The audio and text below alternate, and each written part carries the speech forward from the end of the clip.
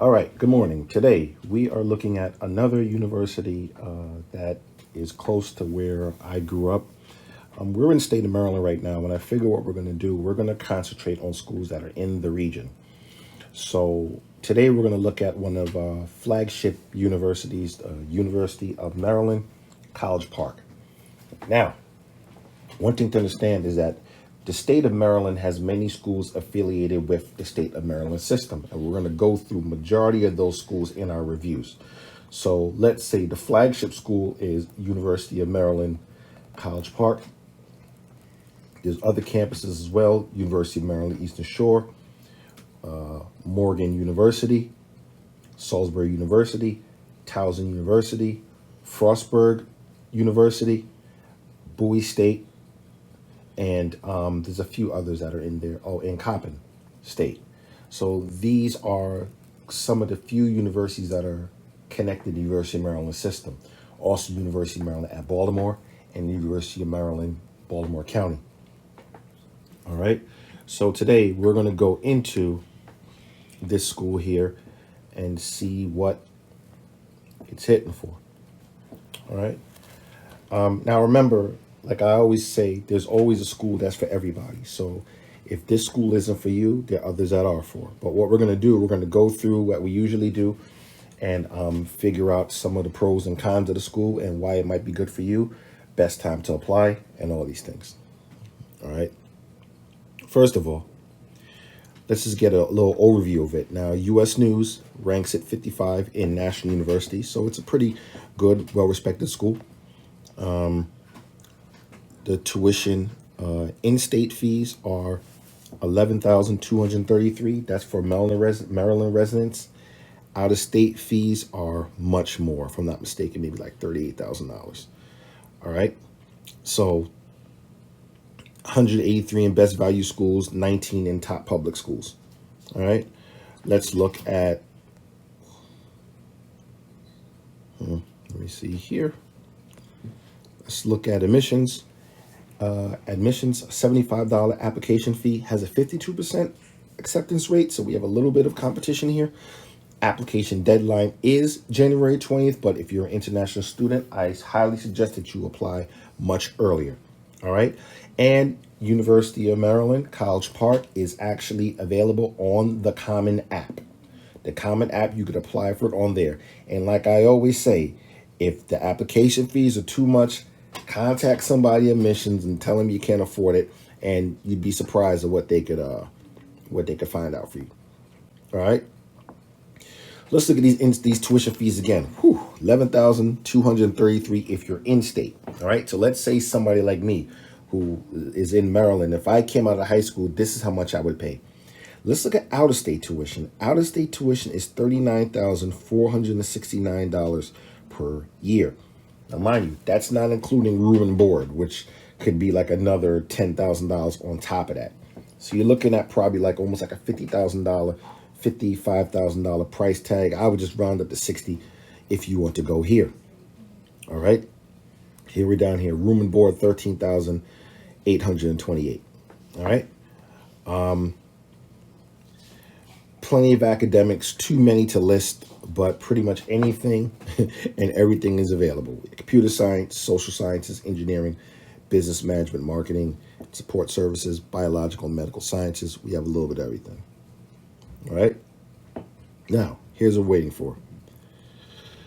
Total enrollment, 41,272 students. This is a mega campus. It is huge. I've been going back and forth to this campus since I was a kid, and you will totally get lost on this campus.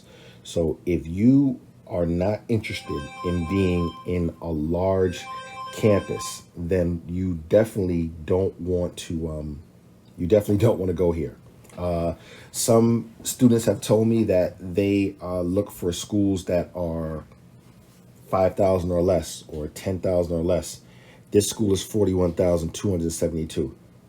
It's in a suburban setting, Prince George's County, Maryland, which is my home county. Sports teams are great, known for football, basketball, soccer, lacrosse, great sports teams, a lot of activities for kids. This school has it all. right? It has it all. They do have quite a bit of students that live off campus and on campus. But depending for first year students who might not really know what's going on, it'd probably be beneficial to live on the campus for that first year. All right. And if you look on this website, you'll see some photos here and there. Campus, a pretty big campus, 1,340 acres. And it's buses and trains and everything is near there. So you definitely wouldn't have a problem getting around if you didn't have a vehicle. Now, let's go to what we need to for you guys, international applicants. Okay. So we're looking at international applicants. All right. And it says once again, it says apply using the Common App. Apply as an international student if you are a non-U.S. citizen or if you are a non-permanent U.S. resident. Now, one thing you find out is that the majority of these schools, they do have an office specifically for international students because they want you to come. They want your money. I'll be honest. They want international students. And it has a little breakdown here, and I think it's pretty much easy to follow for international students. It goes into application factors. What's your national education system, types of institutions attended, third-party academic evaluations for non-U.S. academic credentials. For a list of required materials, just review the international applications checklist. All right. Now, we're going to go into English language proficiency because some of you come from countries where English is not your first language or it's not the medium of instruction in your school. So it says here, if English is not your native language, regardless of your citizenship, you must provide the university with verification of your proficiency in English. All right. So even if you are, even if English isn't your first language and you're a citizen, you still have to prove that you're competent with that. English language proficiency scores, which must be less than 2 years old, must be sent to the Office of Undergraduate Admission directly from the testing agency. All right. So then it goes into completing your application. Remember to use your full legal name as it appears on your passport, in your application, and all your documentation forms, not your nickname. They might call you Mimi or Mike or something. We're not putting down an application. You put your full name. All right. As on the application. And why do I say this? In some countries, the name might be about 10 sentences long. Whatever it is, put your name on it. All right. Be sure to provide a foreign street address, not a P.O. box. If you're in a country that doesn't have street addresses, then, you have to figure something out. But you have to put your permanent home address down. All right. Please do not send unnecessary supporting documents such as photographs, recordings, writing samples. The university will not be responsible for keeping them or sorting them in your life. See, the problem is that some students think that if they send all these things to the college, it's going to get them a better chance of getting in. They don't want to see the picture. They don't want to see a picture of a dog or your brother's wedding pictures. They're interested in the application and the materials that's on it. Let's stay focused. All right. Then it kind of goes near and says the admission considers 26 unique factors as part of a holistic review. The process considers all aspects of each applicant's qualifications and other admission to the most creative applicants in order to build a vibrant class of students. When a decision is available, the Office of Undergraduate Admissions will send an email to the applicant notifying them that their admission decision to be viewed online. All right. Applications are complete when everything is in. All right. It says here that it takes up to 10 business days for documents to be matched to your application. So try to send those in at the same time as you can. All right. And then it goes into the steps of what you need to apply to get in. All right. Now, the good thing is with the University of Maryland being such a big university, there's likely that you might have some people in your home country that might have gone there. I would say if you could try to find maybe to search them out, get some advice. They can tell you about the experience. And it says if you're mailing any application materials, please mail them to and it has the address. I repeat once again, do not mail in your information. It will get lost. You will be frustrated and you will be pissed off. Do it online. Do it through the Common App. Make it easy for yourself. All right. Make it easy for yourself. right? So it seems like the process is pretty streamlined for international students. I mean, the big college like that, they're used to dealing with that, all right? But just remember the size when you're looking at this school, all right? Now, I'm sure there are a limited number of scholarships or grants that are available. The good thing about being at school is that sometimes some advisors will come and they'll tell you if there's some money available or not. Is your government paying for this? Your local community paying for this? If not, you want to take this into consideration because you're going to be paying quite a hefty penny to go to school here. All right. Now, another thing that we want to talk about is where the school is located once again. So just to clarify, Maryland, University of Maryland is in College Park, Maryland. And you're talking about probably about 15 minutes from Washington, D.C. So you're close to Washington, D.C. You're probably like another 20 minutes from Baltimore. And you're about 4 hours from New York and about 2 hours from Philadelphia. So it's a lot of areas around there that you can get to and back. All right. Like I always say, you want to make sure that you're getting in all of these things, all these things early. All right. All of the information. We're going here for the obtaining a visa section, and purposely, I really don't get too much into the ins and out of applying for obtaining a visa because it always changes, but they do give you some guidelines on what an international student would need to do to try to get in here. All right. So it goes into different things. Admitted students residing in the United States, admitted students residing outside the United States, and Canadian citizens. Let's look at admitted students residing outside the United States. All right. To enter the U.S., international students residing abroad need a passport from their government and a visa from the U.S. consulate. All right. So it goes into all that.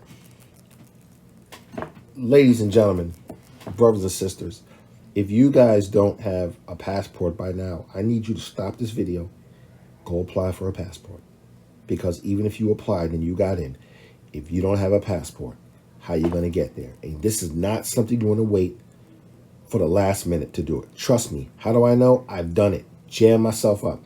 Make sure you go and get on that ASAP if you're talking about studying overseas. All right? Now, you contact the International Student and Scholar Services for more information. All right? So we went there. We went to application factors. When completing the application.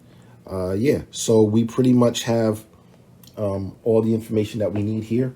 Remember that, about those deadlines, you want to make sure that you are applying early and not waiting till last minute, because as an international student, you're kind of already behind the 8 ball because it's going to take you much longer for you to get all of your information out. All right.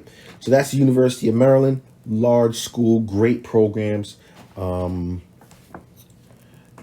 Real quick, let me see if I can go over some of the academics here. It's a lot, but they have 100+ academic majors. So pretty much whatever you're looking for, you're going to find it here. That's the good thing. Now, let me tell you another good factor about going to a quote unquote state school. The good thing is that a lot of these universities have agreements where you could take classes at other colleges and get some credit. So I'll give you an example. When I went to another campus, the University of Maryland, Eastern Shore, and when I came home for the summer from school, I needed to take some classes that I could transfer over. So I went to University of Maryland, College Park, and took classes there during the summer. And then when school started back up in the fall, I was able to transfer those credits in. So as long as you're in that University of Maryland system, those classes kind of transfer back and forth easy. So that's a good thing about being in these university systems. Now, sometimes you go to private school, they don't even take all those credits. Like, no, we're not taking that. It's not the same values. We don't want it. So it's, it can be a little different with them. But like I said, very large school. It's up there with UCLA. These are those large state schools which service everybody from the state and people from outside the state. And then on top of it, just being a great school known for a lot of good things, you're definitely going to get lost if you're not paying attention. And I'm not saying this to try to scare anybody, just telling you what it is. So if you have a phobia for people, 42 therapy, nothing's going to help you. Just don't go. Go to a school with less kids if you're scared about all that, because it's a lot of people. And don't let it be a game or something like that. People are going to be on campus running around. But they recently they're always doing some changes and redoing campus. It's a beautiful campus, and I think you'll love it. Let me know what you think about this one. And if any of you are applying to University of Maryland, College Park, just send the information in the text. We'd like to see who's doing it, and then we can go on. Another thing is they have tons of graduate school programs. So if you want to continue going to the grad level, they do have these programs there. All right. I've never heard anybody come from University of Maryland saying they didn't like it, which is a good sign. So you're in good hands. All right. Signing out.